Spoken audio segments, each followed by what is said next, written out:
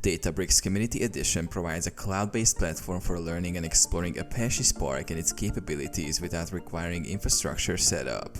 Here's how to use it effectively. Launch Workspace. After logging into Databricks Community Edition, you will land in the Workspace interface. Here, you can create and manage notebooks, clusters, libraries, and data. Create notebooks. Click on Create and select Notebook to start a new notebook.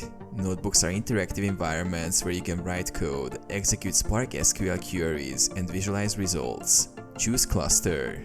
Before running code in a notebook, attach it to Databricks Cluster.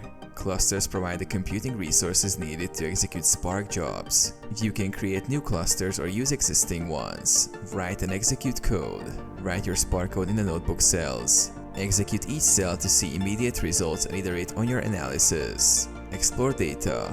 Use Databricks' integrated tools to upload data, explore datasets, and perform data transformations using Spark's powerful APIs and libraries. Visualize results. Utilize built-in visualization libraries or integrate with external visualization tools like Matplotlib or ggplot for creating charts and graphs. Save and share. Save your work in notebooks and share them with others for collaboration or learning purposes.